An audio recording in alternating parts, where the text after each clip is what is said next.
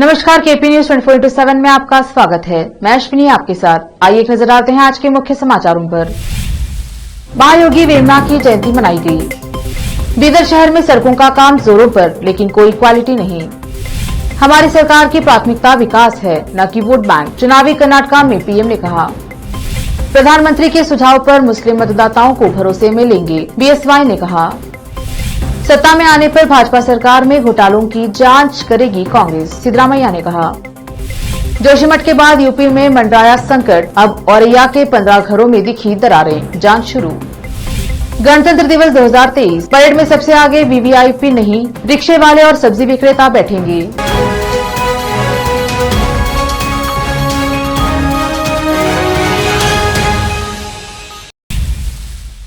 अब समाचार विस्तार से। महायोगी वेमना की जयंती के अवसर पर जिला कलेक्टर कार्यालय के सभागार में वेमना के चित्र पर पुष्पांजलि अर्पित की गई। इस अवसर पर बीदर उत्तर विधायक रहीम खान, जिला कलेक्टर गोविंद रेड्डी, अतिरिक्त जिला कलेक्टर शिव कुमार शिलवंत, एनवी रेड्डी और अन्य उपस्थित रहे। जिले भर में पिछले 2-3 महीनों से सड़कों, नालियों सहित अन्य कार्य युद्ध स्तर पर किए जा रहे हैं। बीदर शहर में भी सड़कों का काम जोरों पर चल रहा है। यह अच्छी बात है कि सभी काम किए जा रहे हैं, लेकिन इस काम की क्वालिटी को नजरअंदाज किया जा रहा है। न्यूज एडिटर मसूद ने कहा, शहर में ऐसी कई सड़कों का डामरीकरण किया गया है जिसकी क्वालिटी पर ध्यान नहीं दिया गया और न ही वैज्ञानिक रूप से किया जा रहा है। इसका एक उदाहरण हाल ही में मरम्मत की गई बारिशाही के समीप की सड़क में एक ट्रक सड़क के किनारे धंस गया, जिसका वीडियो सोशल मीडिया पर जोर पकड़ा हुआ है। इस पर आरोप प्रत्यारोप का सिलसिला शुरू होकर विधायक और ठेकेदार को लपेटे में लिया जा रहा है, जबकि इसका जिम्मेदार वो अधिकारी है जिसने काम की जांच की है। अधिकारियों की लापरवाही है जो काम खराब होने पर भी ऐसे ठेकेदारों को काम दिया जा रहा है। इस पर विधायक को क्रम लेना चाहिए और ऐसे ठेकेदारों और अधिकारियों के खिलाफ कार्यवाही होनी चाहिए। काम नाम मात्र नहीं बल्कि क्वालिटी ऐसी हो जो कम से कम एक मौसम झेल सके। लोगों का कहना है कि इस प्रकार के ठेकेदारों को काम नहीं देना चाहिए जो काम में लापरवाही बरतते हैं और उन अधिकारियों के खिलाफ कार्यवाही हो जो काम की जांच करते हैं। बीदर शहर के पुराने शहर दरगाहपुरा नगर सभा वार्ड नंबर 9 में कब्रिस्तान की चौदीवारी निर्माण करने का काम किया जा रहा है, जो नियम अनुसार नहीं होने का आरोप वार्ड के काउंसलर दाऊद लगाते हुए उन्होंने कहा कि नगर सभा आयुक्त के नाम नगर सभा के AEE राजशेखर मठ के खिलाफ शिकायत की है, जिसमें उन्होंने कहा कि चौदीवारी की दीवार बिना नींव के निर्माण की गई, जो गलत है। इसे दीवार मात्र कुछ ही दिन में गिर सकती है। इस पर AEE राजशेखर मठ ने गुत्तेदार के खिलाफ कोई कार्यवाही नहीं की है। आज शहर में नगर सभा द्वारा कई काम किए जा रहे हैं, लेकिन लगभग कामों में गुणवत्ता को नजरअंदाज किया जा रहा है, मात्र काम को पूरा किया जा रहा है। अधिकारी इस प्रकार ध्यान नहीं दे रहे हैं और काम की जांच ठीक से नहीं कर रहे हैं। केपी न्यूज इस प्रकार के कामों की आलोचना करता है और ऐसा नाम मात्र के लिए काम करने वाले ठेकेदारों और इसमें शामिल अधिकारियों के खिलाफ कार्यवाही की मांग करता है।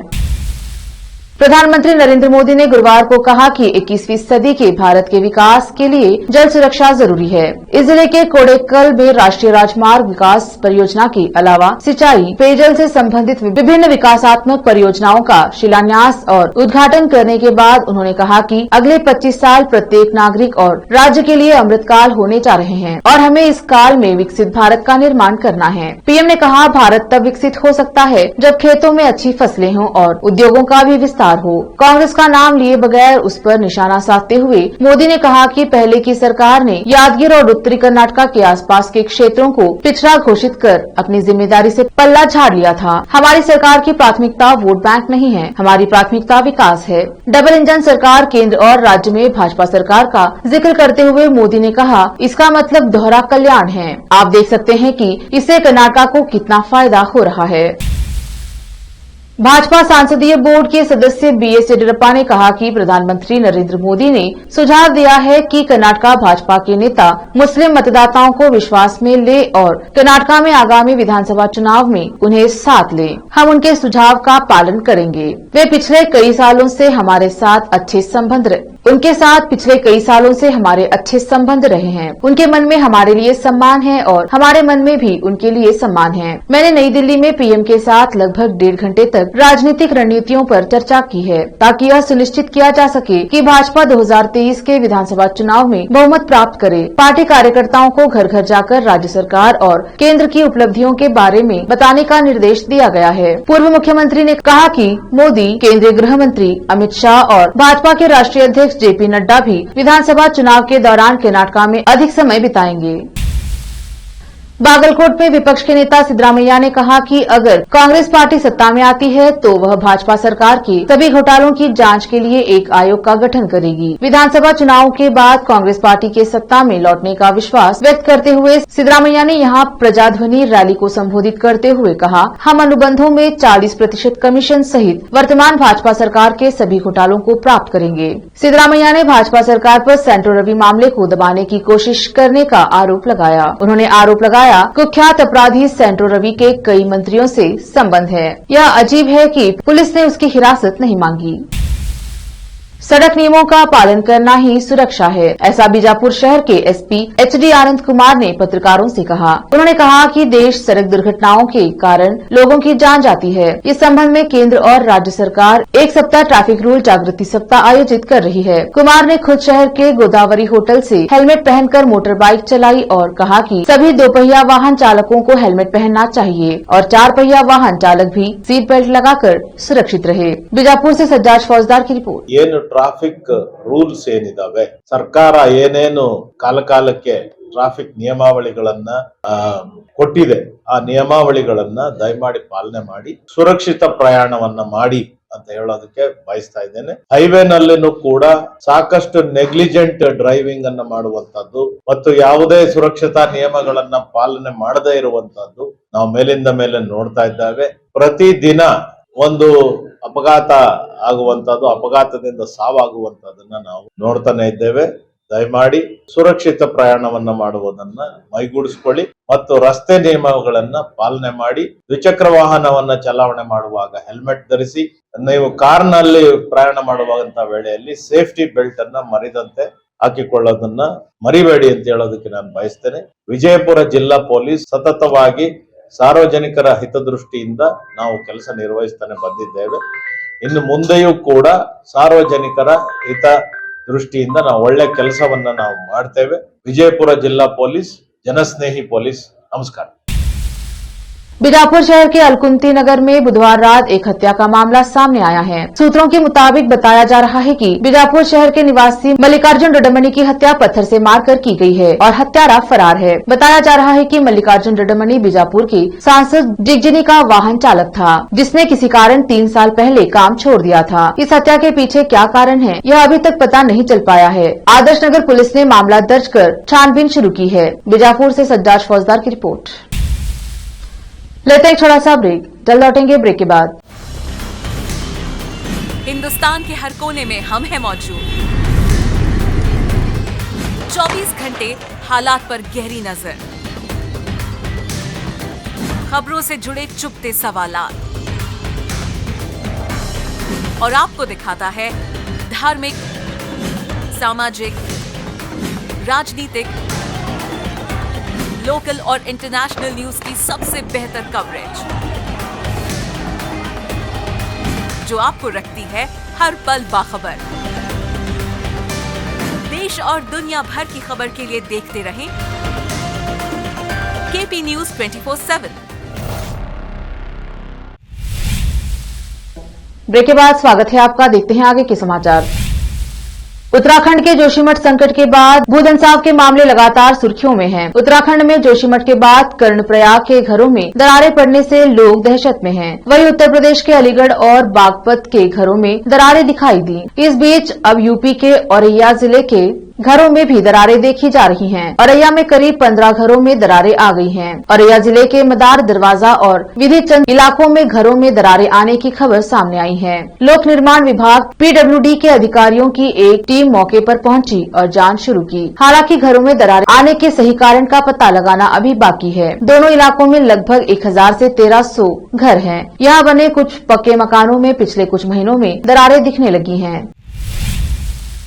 गणतंत्र दिवस 2023 कई मायनों में खास होने जा रहा है। इस साल गणतंत्र दिवस समारोह सेंट्रल विस्टा एवेन्यू में होगा और सबसे आगे की लाइन में वीवीआईपी नहीं बल्कि आम आदमी बैठे दिखेंगे। रिपोर्ट्स के मुताबिक इस बार गणतंत्र दिवस की भव्य परेड कर्तव्य पथ पर होगी और इसे सबसे करीब से देखने का लुत्फ रिक्शा वाले, सब्जी विक्रेता और ऐसे ही कामगार लोग उठाने वाले हैं। पहली बार ऐसा होगा कि समारोह के लिए सभी आधिकारिक आमंत्रण ऑनलाइन भेजे जाएंगे। पिछले साल राजपथ का नाम बदलकर कर्तव्य पथ किए जाने के बाद यह यहाँ पहला गणतंत्र दिवस समारोह होगा। गणतंत्र दिवस समारोह जन भागीदारी की भावना से आयोजित किया जाएगा और सेंट्रल विस्टा परियोजना के श्रमिक और उनके परिवार के सदस्य, कर्तव्य पथ के रखरखाव कर्मी, सब्जी विक्रेता, किराना दुकानदार और रिक्शा चालक विशेष आमंत्रित के तौर पर भाग लेंगे। बता दें कि कोविड-19 से पहले 1 लाख से ज्यादा लोग गणतंत्र दिवस समारोह में शामिल होते थे। इस साल लगभग 42,000 लोगों के इसमें शामिल होने की उम्मीद है। समारोह 23 जनवरी को नेताजी सुभाष चंद्र बोस की जयंती पर एक भव्य कार्यक्रम के साथ शुरू होगा और महात्मा गांधी की पुण्यतिथि 30 जनवरी तक चलेगा। मिस्र के राष्ट्रपति अब्दुल फतह अल सीसी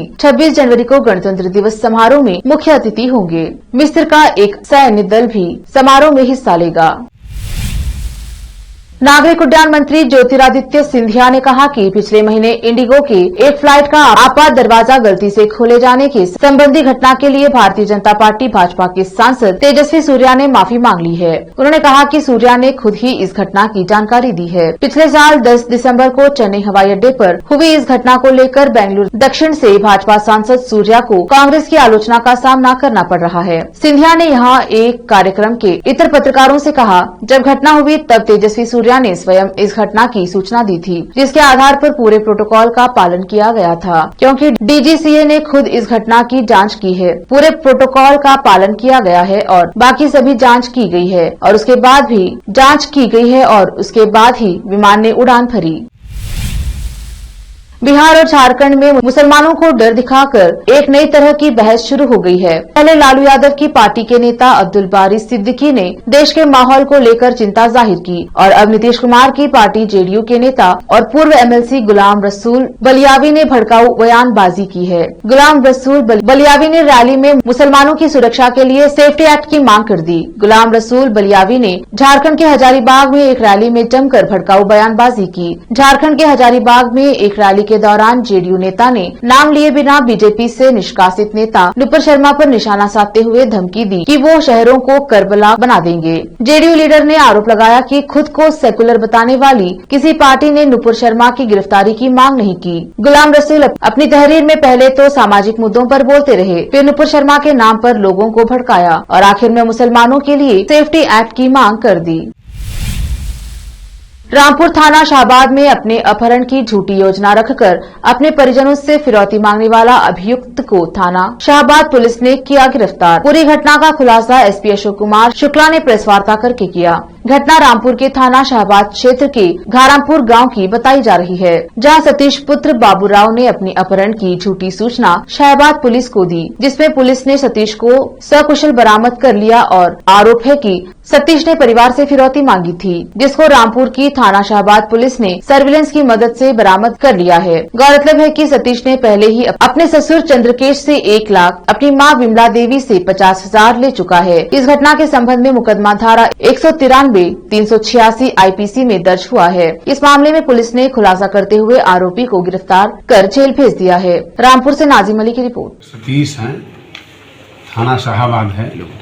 ये 12 तारीख को यहाँ से गए हैं शाहबाद से निकल के मुरादाबाद। ये उनका एक दोस्त है एस्पायर, ये टेट क्वालिफाई हैं। ये झूठ बोलते रहे कि ग्रुप डी मेरा सिलेक्शन हो गया है।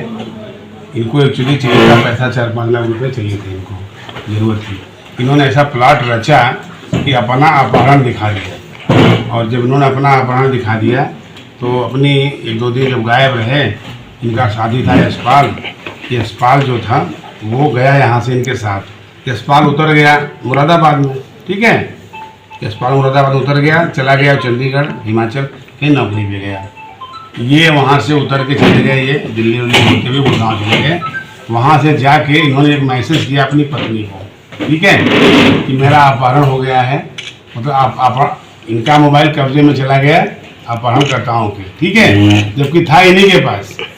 इन्होंने एक मैसेज बना के किया कि मैं इस बंदे को मैंने किडनैप कर लिया है, अगर कोई चालाकी करोगे तो ठीक नहीं है, ठीक है, और इसके 2 लाख रुपए इस खाते से मैंने ट्रांसफ़र कर लिया, 3 लाख रुपए और भेज दो इस खाते में, तब मैं इसको छोड़ूंगा। एक मैसेज डाल दिया पत्नी के नंबर पे और दोस्त के नंबर पे। सनसनी फैल गई कि अपहरण हो गया, हम लोग परेशान हो कर देंगे करके मैसेज डालते रहे।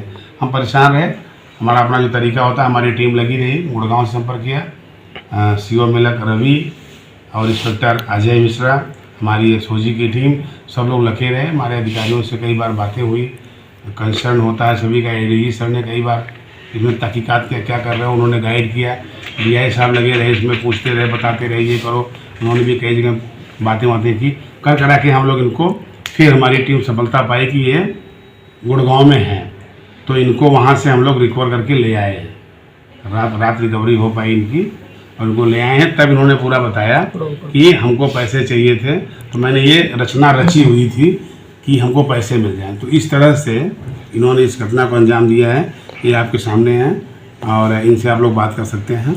डीआई साहब बहुत इसमें कंसर्न थे और उन्होंने 2 बार हमको बताया कि भाई आपकी टीम को मैं अपनी तरफ से 25,000 रुपये का इनाम डिक्लेयर करता हूँ और प्रशस्ति पत्र भी दूंगा। अभी सुबह भी बात हुई, बोले बहुत अच्छा काम किया लोगों ने। ये आपके सामने है, मैं चाहूँगा ये भी बताएं खुद अपने मुँह से। पता जोर से बोलो, क्या किया तुमने? सर मेरे ऊपर बैंक का कर्जा हो गया था सर और क्रेडिट कार्ड का, तो सर ये मैं उसके लिए उतारने के लिए मैंने मतलब अपने घर वालों को कैसे लिया था पैसा ससुर से? जी मांग के? रूस और यूक्रेन के बीच युद्ध जारी है। इस बीच रूस के राष्ट्रपति व्लादिमीर पुतिन का बड़ा बयान सामने आया है। एएफपी के मुताबिक पुतिन ने दावा किया है कि इसमें कोई शक नहीं है कि रूस यूक्रेन में जीत जाएगा। पुतिन का ये बयान ऐसे समय में आया है जब हाल ही में ये खबर सामने आई थी कि यूक्रेन ने पश्चिम देशों से हथियारों की तेज आपूर्ति की जरूरत पर जोर दिया था। गौरतलब है कि शनिवार को रूस ने यूक्रेन पर भीषण हमला किया था, जिसमें यूक्रेन के निप्रो शहर में एक 9 मंजिला अपार्टमेंट नष्ट हो गया था। इस भीषण हमले में 3 बच्चों समेत 40 लोगों के मारे जाने की खबर सामने आई थी। इस हमले के बाद से यूक्रेन के सैनिक प्रेशर महसूस कर रहे थे। एक नजर फिल्मों के समाचारों पर। राजकुमार राव ने नोरा से कहा अच्छा सिला दिया, वीडियो देख फैंस ने कहा प्यार का किया कचरा। अब समाचार खेल जगत के। वह कैसे आउट हुआ, हार्दिक पांड्या की पत्नी नताशा अंपायर की गलती पर हुई आग बबूला। आखिर में समाचार बाजार के। बजट 2023, वित्त मंत्री की पोटली से छोटे से लेकर बड़े उद्योगों को ढेरों उम्मीदें। फिर से एक नजर आज की सुर्खियों पर। महायोगी वेमना की जयंती मनाई गई। बीदर शहर में सड़कों का काम जोरों पर, लेकिन कोई क्वालिटी नहीं। हमारी सरकार की प्राथमिकता विकास है, न कि वोट बैंक, चुनावी कर्नाटका में पीएम ने कहा। प्रधानमंत्री के सुझाव पर मुस्लिम मतदाताओं को भरोसे में लेंगे, बीएसवाई ने कहा। सत्ता में आने पर भाजपा सरकार में घोटालों की जांच करेगी कांग्रेस, सिद्धरामैया ने कहा। जोशीमठ के बाद यूपी में मंडराया संकट, अब औरैया के 15 घरों में दिखी दरारें, जांच शुरू। गणतंत्र दिवस 2023, परेड में सबसे आगे वीवीआईपी नहीं, रिक्शे वाले और सब्जी विक्रेता बैठेंगे।